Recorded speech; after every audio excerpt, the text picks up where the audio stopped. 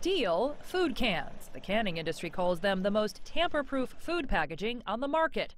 So when the American canning industry caught wind of President Donald Trump's pledge to slap steel tariffs on trading partners, it sent a letter to the White House saying, "Don't meddle with our metal."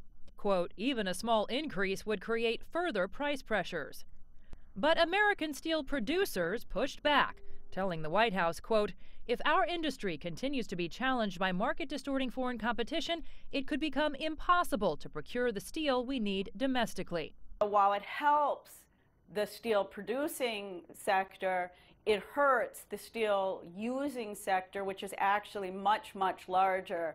In fact, U.S. Commerce Department statistics show that for every one American whose job is to make steel, there are actually 16 people whose job is to make something with that steel.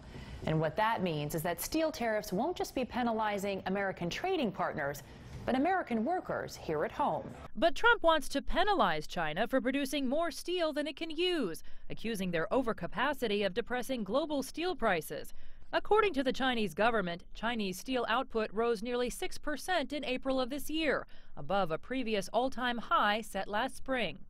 But the U.S. imports more steel from Canada, Mexico, and Brazil than it does from China, and the U.S. already has tariffs on Chinese steel in compliance with international law.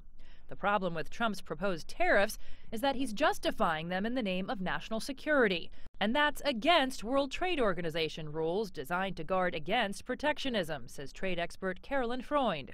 So it's clearly not an issue of defense, it's an issue of jobs, and that would be the real threat to the international system, that we're using a policy incorrectly and breaking international rules. And this is the U.S. government, the country people look to as the leader in globalization.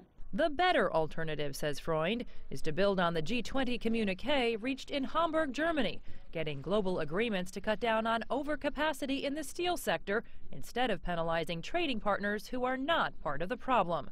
Jessica Stone, CGTN, Washington.